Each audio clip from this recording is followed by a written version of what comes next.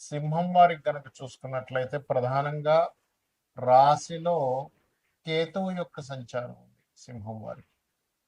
ఎప్పుడైతే రాశిలో కేతువు యొక్క సంచారం ఉంటూ మీకు 12వ భావంలో, ఇప్పుడు ప్రస్తుతం కేతువుతో పాటు శుక్రుడు కూడా ఉన్నాడు, అది పక్కన పెడితే 12వ స్థానంలో రవొచ్చి గురువుని కలుస్తున్నాడు.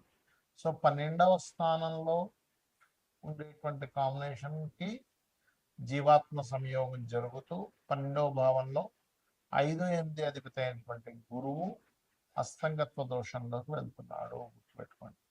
మరి దీని వలన మీకు కలిగేటువంటి ఫలితాలు ఏమిటి, ఏ దేవతారాధన చేయాలి, ఎటువంటి విషయాల పట్ల మీరు జాగ్రత్త వహించాలి అనేటువంటి అంశాలు చెప్తుంది నేనైనప్పటికీ, చెప్పిస్తుంది సాక్షాత్ లలిత అమ్మవారిగా భావిస్తూ, ఆ లలితాంబిక అమ్మవారి యొక్క అనుగ్రహం మీకు పరిపూర్ణంగా కలగాలని మనస్ఫూర్తిగా కోరుకుంటూ, ఇక్కడ ఎప్పుడైతే ఈ పంచమ అష్టమాధిపతి అయ్యాడో, లగ్నంలో కూడా శుక్రుడు కేతు ఉన్నారు, ప్రధానంగా మీరు ఇక్కడ షేర్ మార్కెట్ విషయంలో జాగ్రత్తగా ఉండాలి. ఎందుకంటే అష్టమంలో శని ఉన్నప్పుడు ఏమవుతుందంటే, అష్టమ శని ఒక రకంగా చెప్పాలంటే ఆయుష్ని పెంచుతుంది జన్మజాతకంలో అయితే. కాకపోతే మీ యొక్క గోచారంలో అష్టమంలో శని ఉన్నప్పుడు కొన్ని నిందలు పడుతూ ఉంటాం. షేర్ మార్కెట్లో ఏదో కొంత రాంగ్ స్టెప్ వేయడము, దాని ద్వారా ధనం కొంత ఇబ్బంది పడటం, తద్వారా మీరు ఇవన్నీ చేశారనేటువంటి నిందలు రావడం అనేటువంటి జరుగుతుంది. అలాగే మరొక విషయం ఏంటంటే, ఇక్కడ ఇన్వెస్ట్మెంట్ స్థానంలో అంటే 12వ భావంలో ఉన్నారు ఈ గురువు అస్తంగత్వ దోషంలో. కాబట్టి పర్టికులర్గా షేర్ మార్కెట్స్లో ఇన్వెస్ట్మెంట్స్, లేదా మ్యూచువల్ ఫండ్స్లో ఇన్వెస్ట్మెంట్స్ చేయడము, తండ్రి గారి ఆస్తి విషయంలో అంటే ఒక్కోసారి తండ్రి గారి ఏదో ల్యాండ్ ఉంటుంది, అక్కడికి వెళ్ళి ఏదో కన్స్ట్రక్షన్ స్టార్ట్ చేస్తారు, అక్కడ ఉండడం ఉండదు, ఏముండదు అక్కడెక్కడ ఊర్లో. అలా కొన్ని కొన్ని తప్పిదాలు జరుగుతూ ఉంటాయి ఇన్వెస్ట్మెంట్స్ విషయంలో, ఖర్చు పెట్టేటువంటి విషయంలో. ఈ యొక్క విషయంలో చాలా చాలా చాలా కేర్గా ఉండండి, గుర్తుపెట్టుకోండి.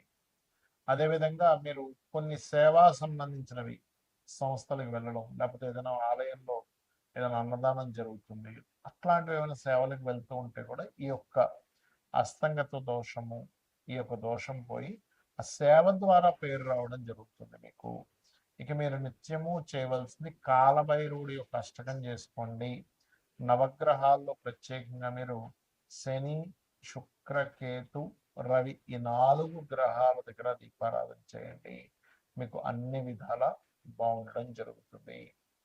ఇక్కడ ఈ గోచారంలో రవి 8 degrees లోపల కనుక ఏదైనా గ్రహంలోకి వస్తే ఆ గ్రహాన్ని హస్తగర్భం చేసుకుంటాడు. ఎక్సెప్ట్ రాహు, కేతు ఆర్ బుధుడు కూడా కొంతవరకు ఎగ్జంప్షన్స్ ఉంటాయి. ఎందుకంటే బుద్ధికారకుడు బుధుడు ఎందుకు కనెక్ట్ అవ్వడు, అంత అస్తంగత్వ దోషంలోకి వెళ్ళిపోలేడు రవితో.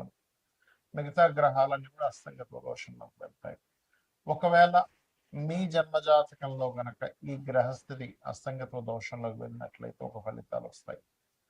గోచారంలో సహజంగా ఇప్పుడు దీన్ని మౌఢ్యమి అని కూడా అంటూ ఉంటారు. మౌఢ్యమి సమయంలో ఏంటంటే గృహ ప్రవేశాలు, గృహ నిర్మాణాలు, వివాహాలు, లేకపోతే ఏదైనా కొత్తగా ఏదైనా పని, ఒక ఆఫీస్ పెడుతున్నాము, ఇటువంటివి చెయ్యరు సర్వసాధారణంగా.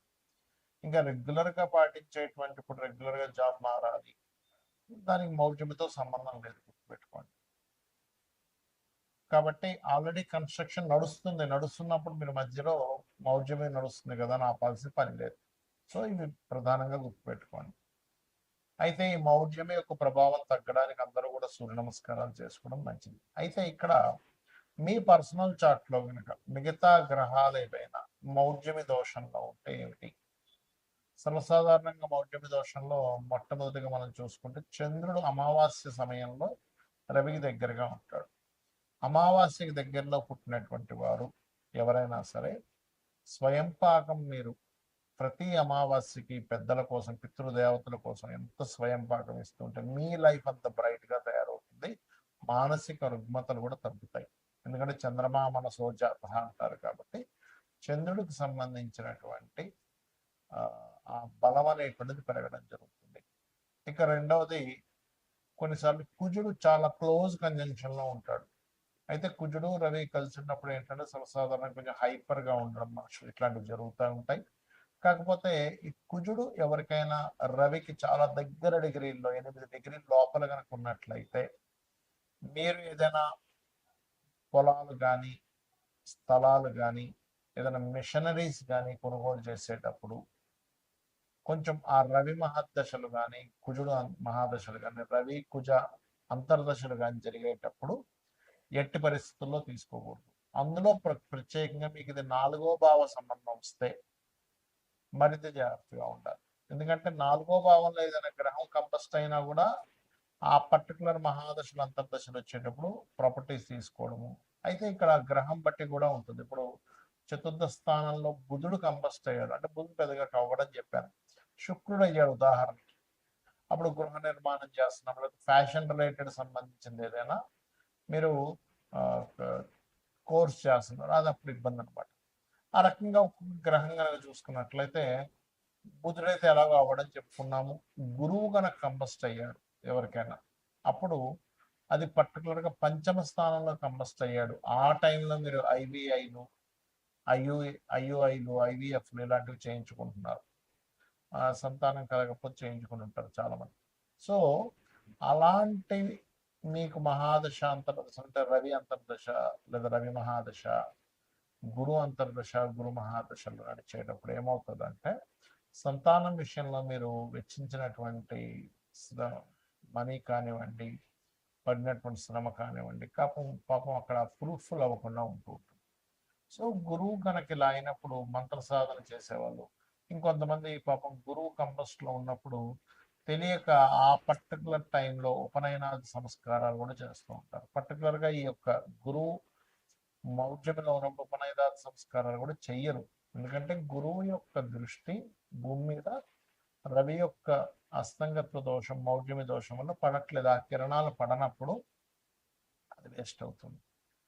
అదే రకంగా ఇప్పుడు ఈ గురువు అస్తంగత్వంలోకి లేదా మౌఢ్యం దోషంలోకి వెళ్ళినందుకు మరలా ఒకసారి మనం ఆల్రెడీ అసలు చాలాసార్లు చెప్పాము, ఒక 50 సార్లైనా బంగారం అప్ అండ్ డౌన్స్ అవుతూనే ఉంటుందని చెప్పాము.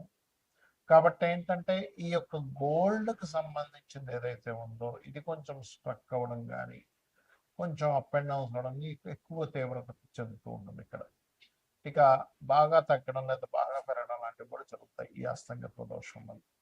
ఇక అదేవిధంగా శుక్రుడు ఎవరి జన్మ జాతక చక్రంలో అయినా శుక్రగ్రహం కనుక పర్టికులర్గా సప్తమ స్థానంలో కనుక అస్తంగత్వం అయింది లేదా 12వ స్థానంలో కంబస్ట్ అయింది, గ్రహం కంబస్షన్ అంటారు దాని ఇంగ్లీష్లో, తెలుగులో అయితే అస్తంగత్వ దోషము అంటారు. సో ఆ రకంగా ఎవరికైనా శుక్రుడు అయితే పర్టికులర్గా పురుషులకి అయితేనేమో స్పర్మ్ కౌంటింగ్ తగ్గుతూ ఉంటుంది 12లో అయితే కనుక, లేదా సప్తమంలో అయినా వివాహం అవ్వడానికి కష్టం అవ్వడము, స్త్రీలకైతే కొంచెం ఎక్కువ జ్వరం రావడము, మరియు అదేవిధంగా వివాహ సంబంధించిన విషయాలు ఇబ్బంది అవ్వడం, ఏదైనా వాహనం కొనుగోలు చేస్తూ ఉంటే పర్టికులర్గా శుక్రుడు 4లో కంబస్ట్ అయితే కనుక వాహనం కొనుగోలు చేసేటప్పుడు లేదా గృహం కొనుగోలు చేసేటప్పుడు చూసుకొని కొనుగోలు చేయాలి. వీలైనంత మట్టుకు వాళ్ళ పేరు మీద వాహనాలు గృహాలు లేకపోవడం మంచిది. ఉదాహరణకు చతుర్థంలో కేతు ఉన్న, చతుర్థ స్థానం పాడైనా, చతుర్థాధిపతి పాడైనా వాళ్ళ యొక్క జీవితంలో వాళ్ళ పేరు మీద వాహనం కానీ గృహం కానీ తీసుకోకుండా ఉంటే వాళ్ళకి చాలా బాగా కలిసి వస్తుంది. అంటే వాళ్ళ జీవిత భాగస్వామి పేరు మీద వాళ్ళ పిల్లల పేర్ల మీద తీసుకోవాలి. అదేవిధంగా శని కనుక బాగా క్లోజ్ కంజంక్షన్స్లో కనుక వెళ్ళిపోయి ఇంకొక పాపగ్రహం కూడా యాడ్ అయితే తల్లిదండ్రులు అంటే తండ్రికి కొడుక్కి వచ్చేటువంటి ఇవి ఇబ్బందులు ఎక్కువ ఎదురవుతూ ఉంటాయి, గుర్తుపెట్టుకోండి. అదొకటి.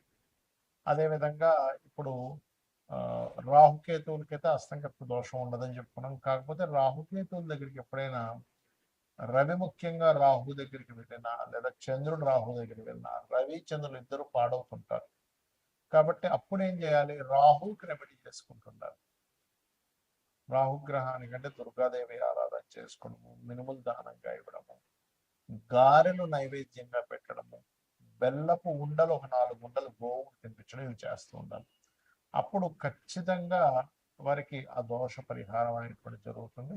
రావి చెట్టు చుట్టూ ప్రదక్షిణాలు చేస్తూ వాటి మీద సర్ప ప్రతిష్ఠ చేసిన, అంటే సర్పాలు అక్కడ ఉంటాయి ప్రతిష్ఠ చేసిన వాటి మీద పసుపు కుంకుమ గంధం కలిపి నీటిని వేయండి. అన్ని విధాలా మీకు బాగుంటుంది. శ్రీమాత్రేయ నమః.